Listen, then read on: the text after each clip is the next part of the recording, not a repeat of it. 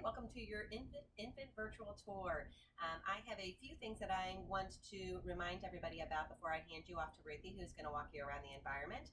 And that is that on your first day back, there is going to be a packet of information ready to go home at the end of the day. That's going to be all of your open house information. You're going to want to make sure that you pick that up and take it home and read through it. You attached to this, you are going to have a Zoom meeting attached to it, which will be held the second week of school. So you'll have that invite with the videos. And that the only thing that's going to be different about that is that the times are probably going to change. So you're going to want to pay attention to that. And then if you have any questions about the packet of information that you're getting on Monday, we can address any questions or concerns during that open house. Or feel free to send those questions in. That worked well too. Or feel free to send them in. But right now I'm going to hand you over to Ruthie, who is our infant supervisor, and she's going to walk you around the environment. Hi, as Trish said, I'm Ruthie. Welcome. We're going to start today where you will start by dropping off your child at the opening of the deck. What you'll do is basically before you bring your child in, if you could text me the information that's going to be on your daily paper. So it's information like what time they woke up, how well they slept, when was the last time they ate, and anything else you think we're going to need for the day. And we'll fill in the daily paper. The daily paper will go home with you at the end of the day. So as I said, we start the day on the deck. Your child will either start playing on the deck or go to breakfast. So the deck is a vital part of our day. It gives us an opportunity to be outside, even in inclement weather. If it's raining or lightly or something like that, we have the awnings go down. And there's a wide variety of activities to do out here. We're doing transportation right now. So we have a lot of motor vehicles, airplanes, race cars, things children love. We also have the climber in the tunnel. The children are also welcome to go through the tunnel, or the vehicles can go through the tunnel. Over here, we sometimes have a table out here that's for works if they want to bring a work to the table, or if we want to have snack or meals out on the deck to enjoy beautiful weather like today. So next we're going to go inside.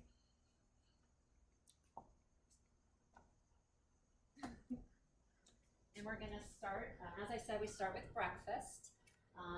Breakfast, the children, for all meals and snacks, the children eat with real plates, real utensils, and open cups. The children that are new to solid food, school food, we call it, start out with the plate that's more successful. The spoon doesn't move, it doesn't move, and we introduce a little bit of water in the cups to get them started.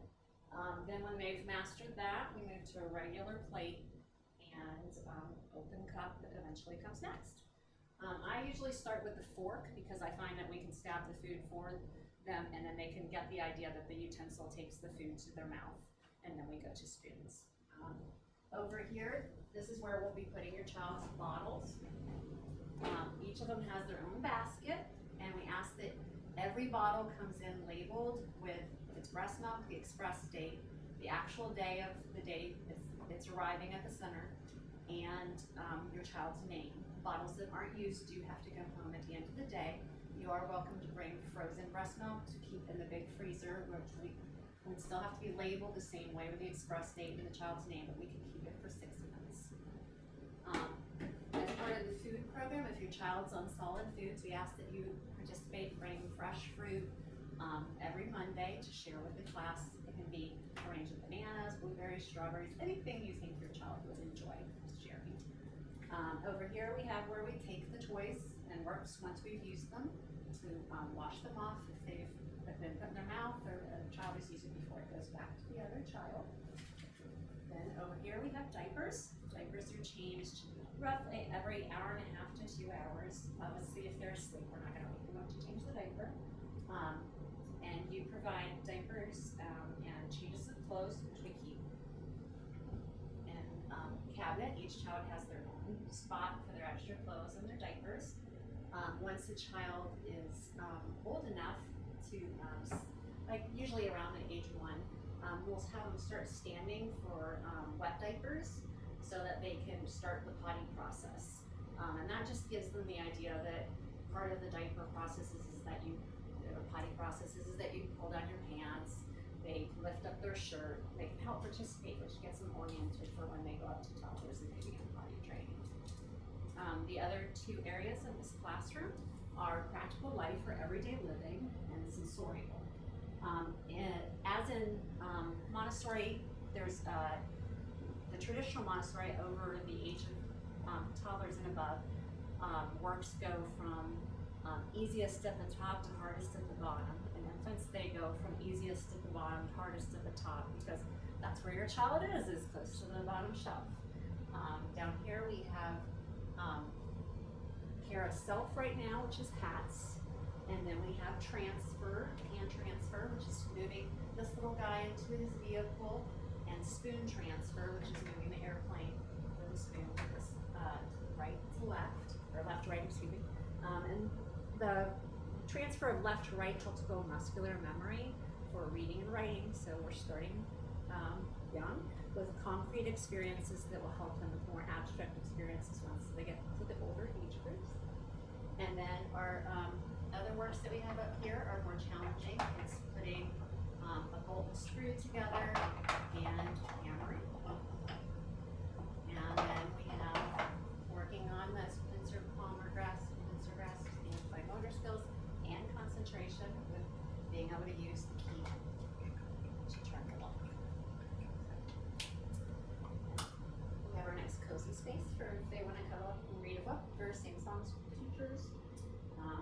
Reading, picking a book and sitting in a chair and looking at a book themselves. And then we have sensorial. Down on the bottom shelf, we have our works that we're doing auditory discrimination and listening to different sounds. And then we have our geometric solids. We start off even back here, calling them a cylinder, a cube, and a cone, like they do in the older classes. But these get a nice texture discrimination and shapes visually.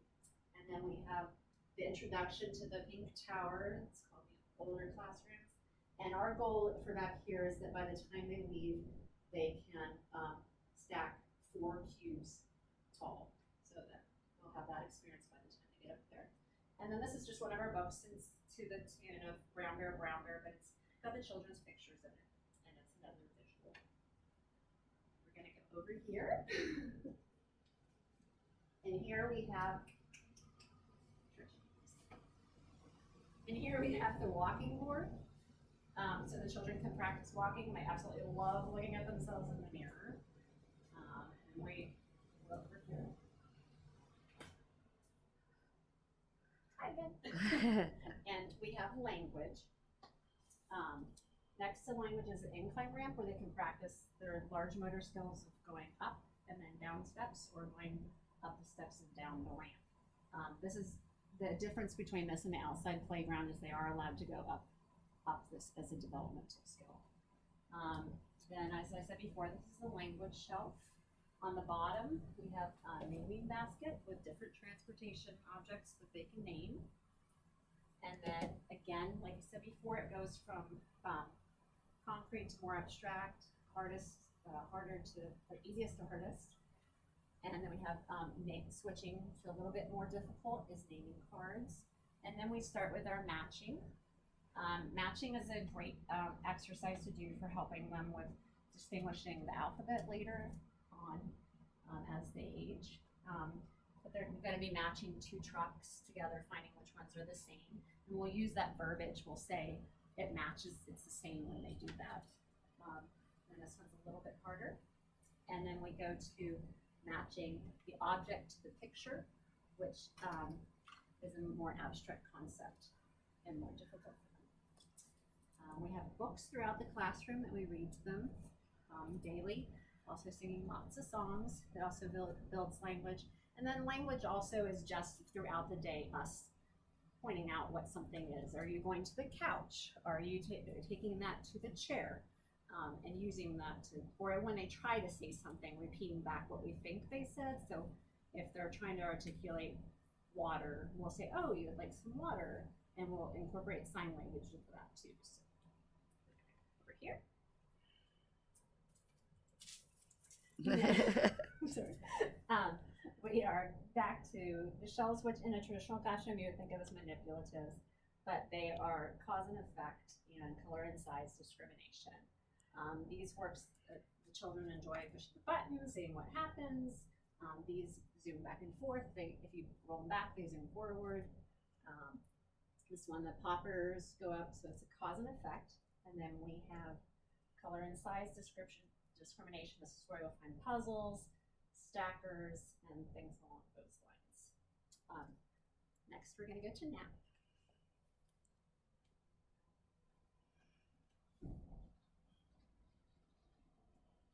I feel nap is a good time to point out that in the infant department, when they start back here, obviously we're going by your child's schedule.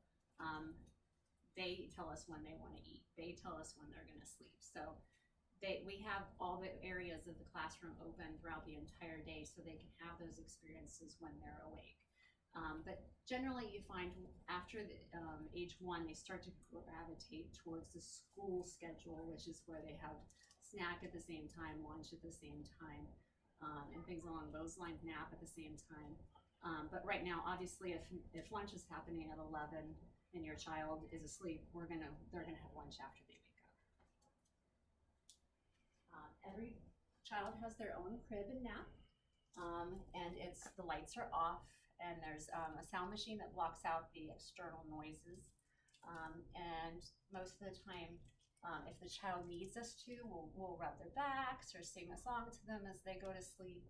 Some children prefer to just lay down and go to sleep on their own, but there's somebody always in nap room that is here for them whenever they wake up and checks on them throughout their time they're sleeping. And then lastly, we're going to go to small infants.